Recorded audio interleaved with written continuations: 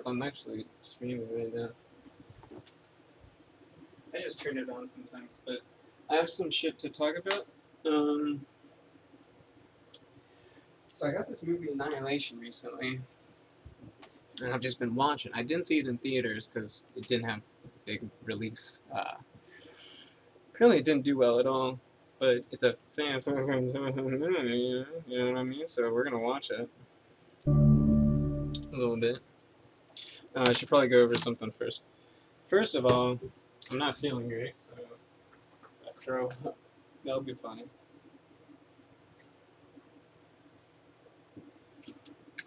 Second of all, whew, this movie is great. It's about... Honestly, it's hard to explain. So, instead of explaining, since it's essentially assumed that if you're coming into this, you know what it is. You're just interested in speculative conversations.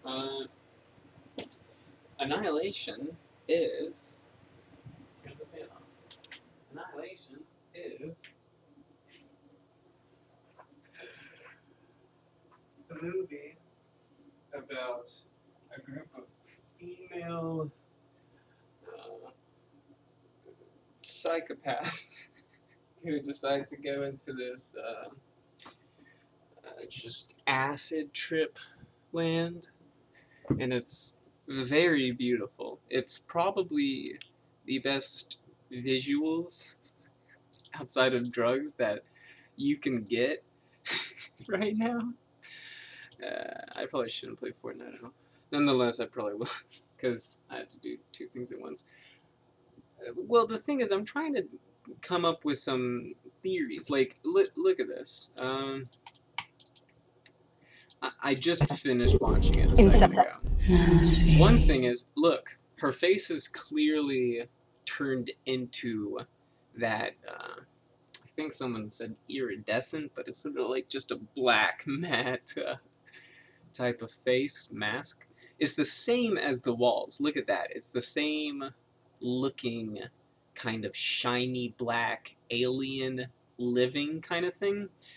And look at this scene particularly, because this is the scene that obviously introduces the most speculation. So obviously she just changed her face, kind of chameleoned into who she just thought she was. And somehow she still is. We spoke. What was it we said? And so what that shows is that either that is not that woman anymore, she's like dead, or her mind is completely deteriorated by the shimmer, by this point that she doesn't even remember who this person is, who she was just with. I think it's possible that the latter is the case, because there is also this trend of mindlessness, forgetfulness. You know, they walked into the shimmer and immediately like teleported to a week after they had gotten in there, because nobody could remember the first week. It had a mind-altering amnesic effect. And it's just fucking great, because so much of this is psychological. So much of this has to do with, obviously the easy comparison is tripping, is hallucinogenics, is psychedelic experiences, and is surprisingly indiscriminate. Here at the end, you start to see people do, like, look at this, watch this. This whole thing is actually, I can almost bring up a direct comparison, and I think you guys will appreciate it. That is not the comparison. Look at this. Wrong place. Skillshare. Hey guys, sponsored by Skillshare, by the way. No.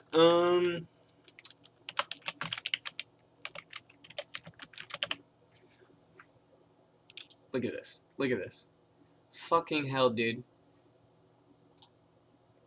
Compare these two. It's almost close enough that I would say they're the same. And one's just an augmented version of the other. That one especially, I'm really surprised this one's so close. But see, there's a few other iterations of it. That looks literally almost carbon copied. You know, if it's not carbon copied, there's no way this is not inspired by that, you know. Fucking look at that, and look at that, look at that, look at that. And that's so close, it hurts. It hurts my brain. And the thing is about these equations that produce these kinds of images is they're augmentable.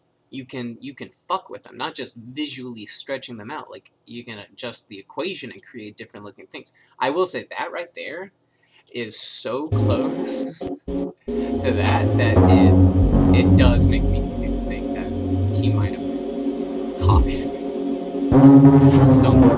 But there's honestly a whole bunch of these different Mandelbrot. This is the original Mandelbrot set in 3D, and it's not always as good looking as the other ones, but the point's just that it looks fucking insane. The landscapes, the geometry is alien, and this is clearly inspired. If there's anything... Oh, and also, look at how, like, this part of the movie is completely silent, and about 30 seconds is dedicated to her looking at some sort of 3D fractal trip. That's almost literally carbon copy definition of what a DMT experience is. Or at least anything like that, where it's dissociative psychedelics. Which is fucking mind-blowing to me, because clearly this guy is taking inspirations from psychedelics, but he doesn't ever link it to psychedelics, which is not like a bad thing. That's incredibly important. If you started to just have, you know, theories pop around that they were getting like laced with acid all the time, the whole movie would essentially become, okay, so it's like a dream. And I hate that. I don't like that excuse. I think that the fractals are just representative of the type of creature this is. This is a creature that just mimics. It's a creature that only can imitate, and a fractal is surprisingly simple. It looks complex, but look at the actual structure of this thing for a second. And like, look at right here, and watch it move. Right? So I don't even know. The point's that like all of the different parts around it are essentially the same looking thing. Like, look, this guy and this guy. This guy and this guy.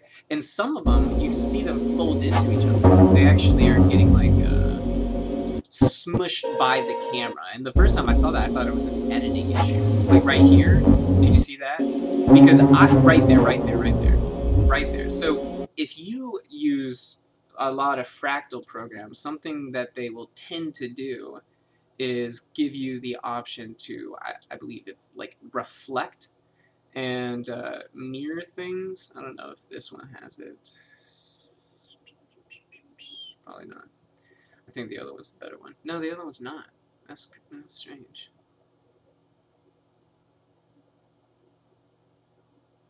Inflection? Yep, there we go. This kind of thing. So you can get it to, damn, I've actually never messed with this. This is really cool. That's kind of awesome. I've never seen this. But you can get things to like go into each other and like cross over. And look at what this guy's doing in this part. You can see similar things happening here where it doesn't necessarily look like something that would happen naturally. It looks like something that's, you know, from a program. But if we just take a second and look at like what's going on here, I'm sorry to like go to the most intense part right off the bat, but this is, I just finished the movie, so this is what I'm thinking about. Other than the obvious Mandelbrot comparison, which is, by the way, what those are called, I can actually show you. I think I have the program on my computer. All around her is this obviously alien-looking wall. Look at this.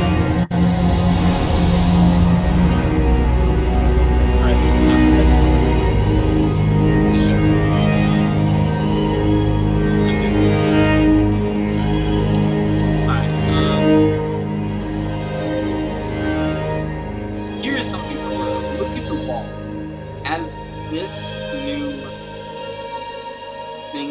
Oh wait, no, this is the cell part. I actually want to look at this. So a big theme throughout this is cells reproducing and replicating. Meiosis, mitosis.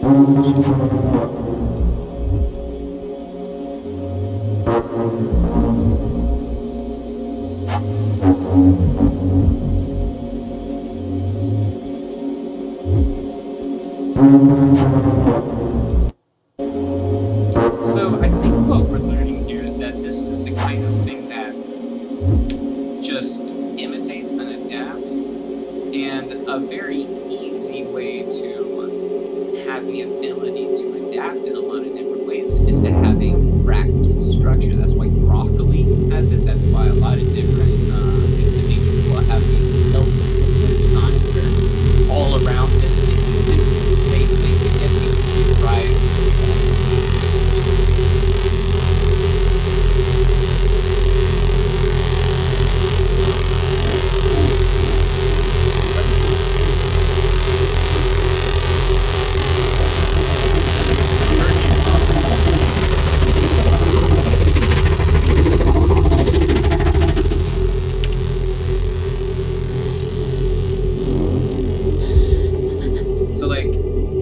you have them all as like the same thing, but with it all together, it creates one big unit, you know, that kind of thing. Oh, sorry, I missed it. So here's the thing. Right here, we see. Oh, look, it's. Ah, damn, I missed. Right here, we see the cells again are disproportionately small, or at least the effects aren't compensating for the like zooming in and size enhancement. Because like this one, this cell is the exact same size as the other one. Just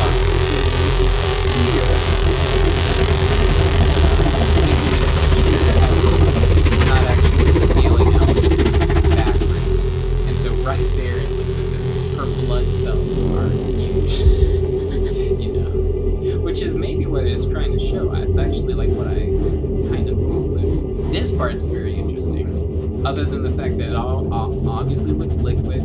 Everything's moving as it always was. Like, look at this. Watch these parts of the walls. Even in the back, though, you can see everything's moving. And if you watch this while tripping, you would. That's the thing. I think a lot of this is there just to make you think that you're watching this tripping. Is this because I'm tripping, or is this the movie? You know, I can't tell. Because when you're tripping, sometimes you'll really look closely at things that are moving, and you're like, are they moving? I cannot tell. And this movie is just. It's a gold mine for that feeling. Because a lot of it surrounds the phenomenon of watching things move when they shouldn't.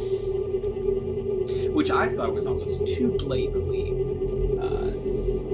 taken just from tripping.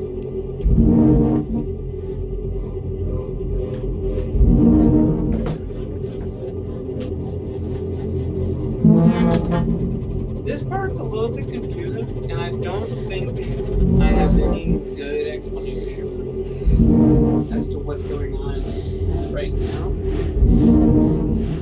But I think we can learn things, especially from earlier parts of the movie. So come with me, because this isn't going to be useful as long as there's no speculation.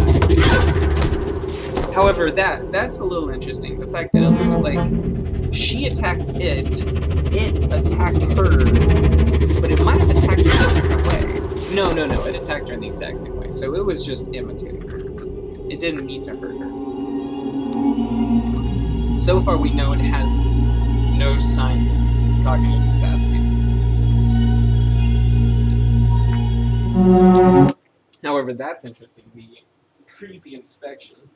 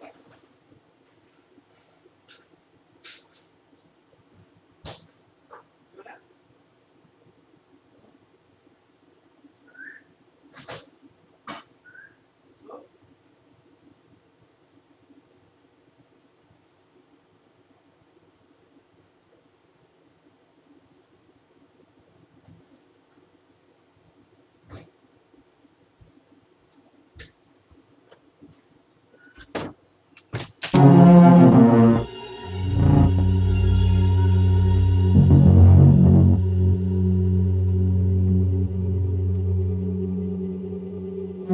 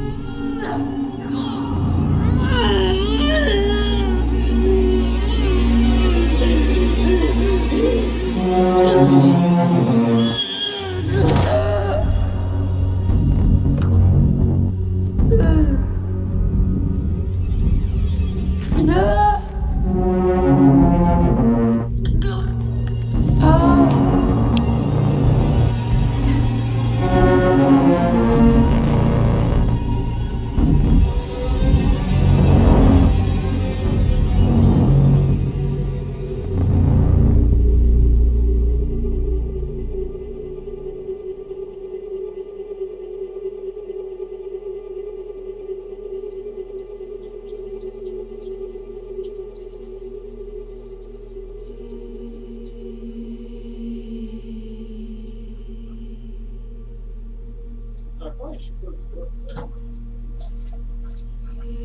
Sorry, YouTube. Also, sorry for streaming something that's probably stolen. I'm gonna go live